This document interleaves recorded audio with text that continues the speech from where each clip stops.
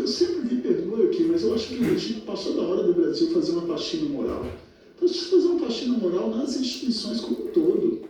Não é razoável. Eu quero aqui aproveitar a paciência do relator, aqui no meu dinheiro. Eu vejo assim, eu fui professor de processo penal, com todo respeito. Aí eu explicava para os meus alunos, olha, inquérito policial é uma peça, enfim, explicava qual é o prazo para concluir um inquérito policial. 10 dias se tratando de iniciado preso, 30 dias solto, lá no artigo 10 do Código de Processo Penal. Aí você tem lá toda a instrução, acusação, defesa, alegações finais, sentença. Se você somar todos os prazos processuais previstos no Código de Processo Penal, o problema não está nós, legisladores, não, senador Girão. Se você somar todos os prazos, não poderia uma pessoa, entre a prisão, a autuação em flagrante e a sentença, não poderia chegar nem a 1 ano. Seria 8 meses e alguns dias, no máximo, por uma elasticidade, inclusive, do CNJ. E você vê aí 6, 7, 8 anos, 10 anos para você ter o proferimento de uma sentença de primeira instância. Então, como é que você fica aí se nas próprias instituições nós não temos o cumprimento da própria legislação? Porque quando se fala assim, a justiça é morosa, mas por que a justiça é morosa? Porque o legislador não legisla. Não, o legislador legisla. Se você pegar lá, tem um pontuo para você, desde a prisão até o trânsito em julgado, você tem todos os prazos. O que problema, senador Girão, é que não se cumpre. Mas sabe por que não se cumpre? Porque nós temos uma casta de servidores públicos, que eu vou falar aqui com 20 mil servidores públicos, no universo de milhões, que ganham super salários penduricários e que tem 2 recessos por ano, além de férias de 60 dias, que a cada 3 dias trabalhado vende o quarto e ganha 1/3 a mais, que não incide imposto de renda. E aí você tem 0,03% de funcionários públicos, que é a casta, essa casta, que a gente tem que passar, fazer uma moral teto a teto, acaba com isso. O juiz e promotor que praticou crime, ele não tem que ser agraciado com aposentadoria compulsória. Acabou isso, tem que acabar com isso. Isso não acontece comigo, não acontece com o Alessandro, não acontece com qualquer outro servidor público. Vai lá se colocar lá como agente de trânsito. Vai lá se colocar como soldado. Enquanto o secretário André estava falando, passou um filme na minha cabeça, sabe por quê? Porque eu fui plantonista no Departamento de Polícia Judiciária, DPJ de Vila Velha, senador Alessandro. Eu era delegado plantonista de 24 horas, trabalhando 24 por 72, e o local era para 16 presos, tinha 120. 120 presos. Essa era a realidade que nós tínhamos no local. E aí você tem aí toda essa falta de saneamento, de faxina moral nas instituições, e isso tem que ser dado em base. Mas o que a gente está fazendo aqui? Nós temos um projeto na CCJ para acabar com esses penduricários, mas não anda. Aí você tem aí, quando se fala assim, vamos acabar com a escala 6x1. Eu queria ver nós aqui, servidores, ganhando R$ 1.621. Trabalhando 6x1. Vai trazer isso. Vai ser uma mulher trabalhando 6x1 e você não tem um local para botar o seu filho numa creche. Você não tem uma mamografia, fazer um exame de mamografia. Você está morrendo no corredor do hospital público. Você tem uma escola de ensino integral, você não tem para o seu filho. E aí a gente fica aí. Parece que nós vivemos uma população de Alice no País das Maravilhas. É essa a sensação que eu tenho. Porque quando nós chegamos aqui no parlamento, cada um vive com sua trajetória, mas para atender interesses particulares. Eu vejo aqui que quando tem projeto que é para beneficiar, principalmente na questão salarial, para determinados servidores, aqueles que mais ganham, nós estendemos um tapete vermelho. Mas aí, na hora que é para atender um enfermeiro, na hora que é para atender um técnico de enfermagem, um policial civil, um policial militar, ou quem quer que seja um agente de trânsito, não, aí não pode, nós temos que ter responsabilidade fiscal. Responsabilidade fiscal com servidores públicos, 20 mil funcionários públicos ganhando R$200 mil por mês?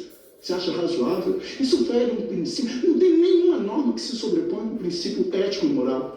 Isso está lá no artigo 37 da Constituição. São princípios que regem a administração pública, dentre eles a moralidade. Isso fere a moralidade numa população de pobres, desdentados, desvalidos, sem vez, sem teto, sem educação, sem saúde, sem nada, que não tem trabalho, que ganha R$1.621, trabalhando numa escala 6 por 1. Isso é um comportamento aviltante que tem que nos envergonhar.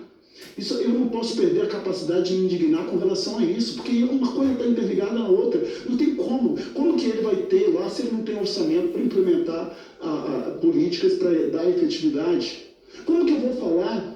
E aí o secretário, me perdoe o desabafo, eu falei isso quando o presidente foi falar sobre a saidinha. Eu desenhei, eu falei, artigo 121, matar alguém, pena de 6 a 20 anos. Atender esse direito penal moderno é condenar a pena mínima, por uma questão de política criminal, 6 anos. Eu falei, vamos supor que ele foi condenado a 9 anos. Com um sexto, já sai para a rua em regime aberto. A cada 3 dias trabalhado, remissão de pena pelo trabalho. Lê o livro, remissão de pena pelo trabalho. 1/3, livramento condicional. No final do ano, indulto e comutação de pena. E o governo vai dar 35 dias para esse preso sair, que violou o principal bem jurídico que é a vida humana? Não é razoável isso. Eu tenho um projeto aqui, não é porque eu fui autor, não, estou despido dessa vaidade. Aumentando o período de internação para adolescente em conflito com a lei. É razoável um rapaz de 17 anos que pratica um estupro, mata a moça, oculta o cadáver e que vai ficar no máximo internado 3 anos? Eu busquei isso no G20. De todas as maiores democracias do Brasil, o Brasil é o mais permissivo. Aumentamos para 10 anos. Mas isso tem que ser um trabalho. E aí eu faço um apelo aqui hoje ao presidente Hugo Mota.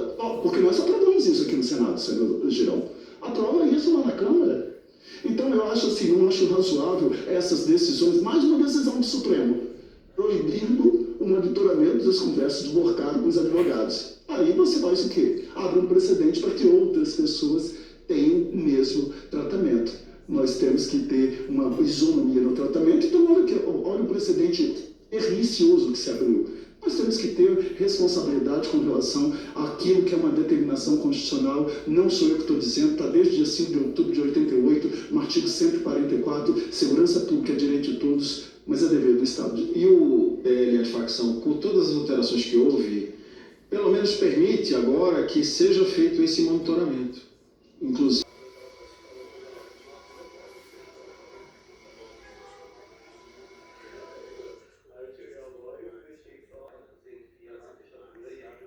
Então, o que o senador Contarato está falando é exatamente isso que eu penso também. Cadeia, prisão é para preto e pobre. Preto e pobre. Não é? Na verdade, o colarinho branco tem uma facilidade para se livrar. A facilidade para se livrar de processo, de cadeia, enfim. Não é? Na prisão, tem muitas pessoas doentes, não vou falar aqui as doenças, mas até doenças terminais, e estão lá cumprindo pena dentro da cadeia, dentro do presídio. Enquanto que os políticos, os colarinhos brancos, esses, com uma dor de barriga, recebem uma dádiva, não é? E vão cumprir pena em casa. Prisão domiciliar. E tem presos, tem presidiários que estão lá penando com doenças graves. Talvez nem médicos eles têm. E aí precisam ficar presos, né? Essa é a verdade. Eles têm que ficar presos. Têm que ficar presos no cadeião, no presídio público. Enquanto que um condenado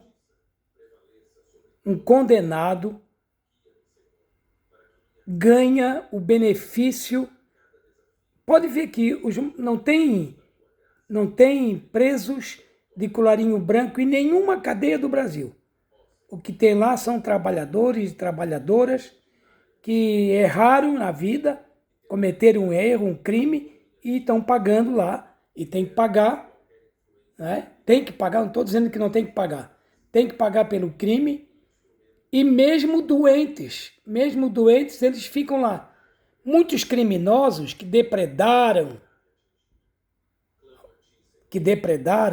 aí ó, os três poderes, né?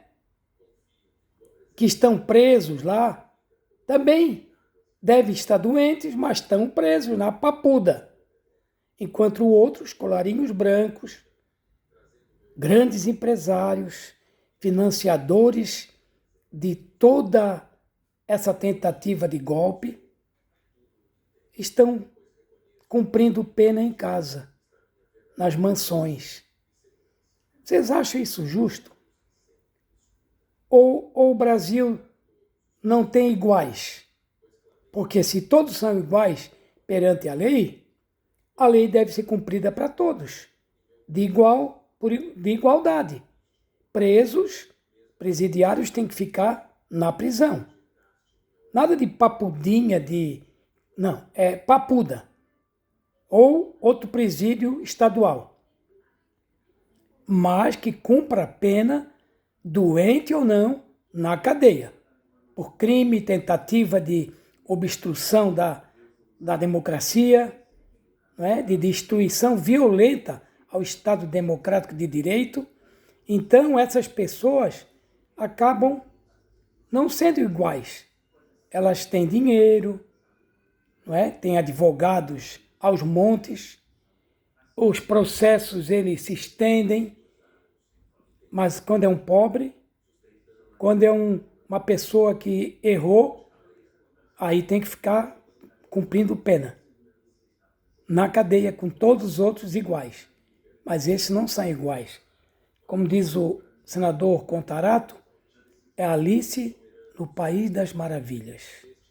Grande abraço, eu sou Genésio Adolfo e quero dar um abraço a todas e a todos. Estejam bem e continue aqui no meu canal. Agradeço muito. Até o próximo vídeo.